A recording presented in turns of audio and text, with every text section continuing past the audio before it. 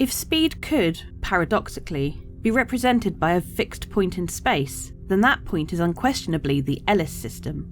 Home of the Murray Cup, the most famous racing event in the galaxy, Ellis is a star system that plays off its reputation to any tourist or other visitors who pass through. However, Ellis is actually a very interesting star system in its own merits. From the massive underwater animals that once inhabited the oceans of Campos, to the recent collision between Ellis 11 and its moon, Ellis is worth at least one voyage.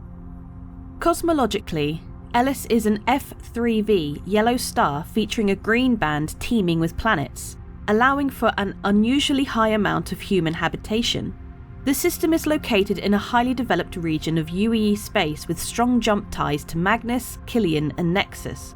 Despite its association with space racing, Ellis has never been a manufacturing powerhouse. Instead, it exports unrefined minerals and resources to other populated systems in the local star cluster.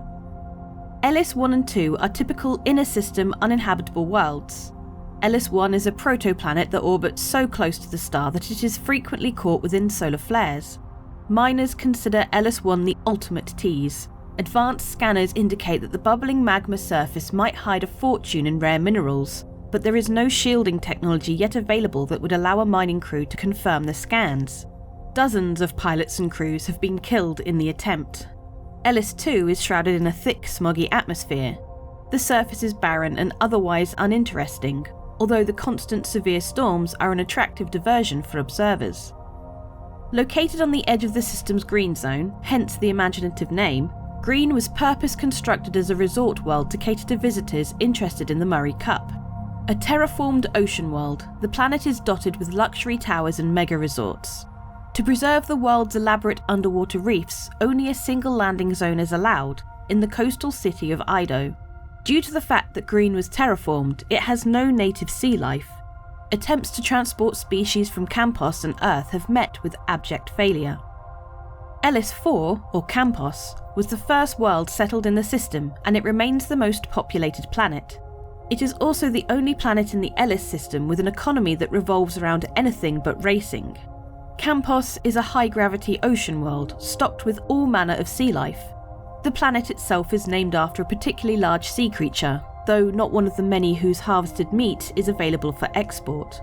Campos's high gravity also gave rise to the evolution of flat cats, which formed the basis of a brief fad in the UEE core worlds.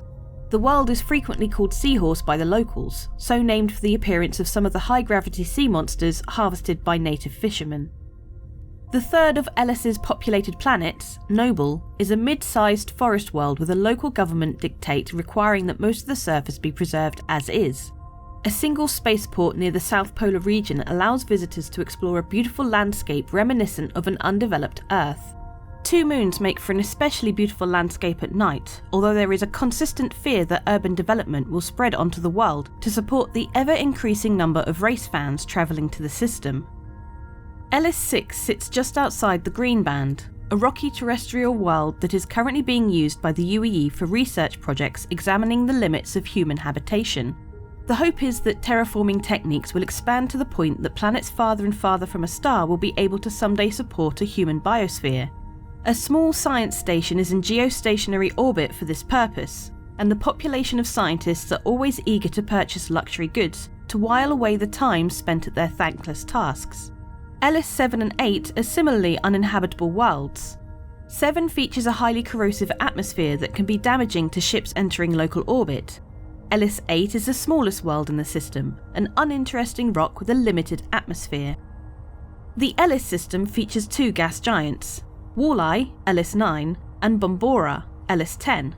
Walleye is the largest of the 2 and has been completely commercialised for resource collection. While Walleye is most famously recognised as a pit stop for racers, most of the time it is the site of impressive queues of freighters and warships waiting to take on fuel. Long-haul transports making the Earth Pinecone Run frequently begin at Walleye, and a variety of rest stop facilities have grown up in orbit. Ellis 10 is a smaller gas giant, with an extremely turbulent atmosphere that led to the creation of its name, Bombora. The 11th planet in the Ellis system was famously destroyed recently in a collision with its moon. The world was uninhabitable, and astrophysicists had long been tracking its apparent demise. Nevertheless, the impact resulted in an extremely dense debris field which pilots are advised to avoid at all costs. Outlying regions are a reasonable source for minerals though, with gravity having already begun the refining process. Ellis 12, named Giudecca, is a small frozen ball in space, the site of the occasional ice mining expedition and little else. The outermost planet in the system, Ellis 13, is known locally as Pinecone due to its strange shattered rock surface. Pinecone is rich in heavy minerals and is a popular destination for long-haul miners, many of whom transport ores all the way back to Earth itself for resale.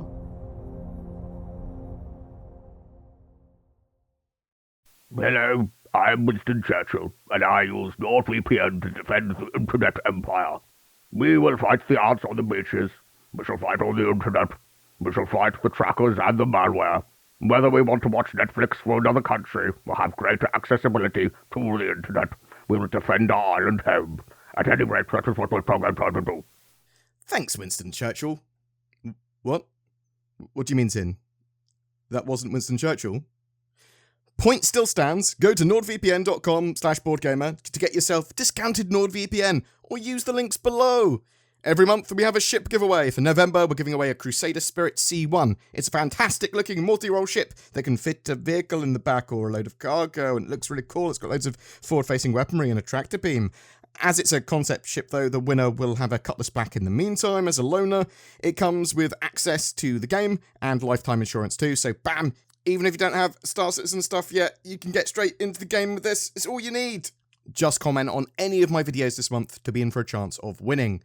A massive thank you to everyone that has used the join button under my videos to become a channel member and my Patreons. You guys are awesome. It really does help the channel. Please consider becoming one of those lovely people too. Thanks for watching, and I'll see you in the verse.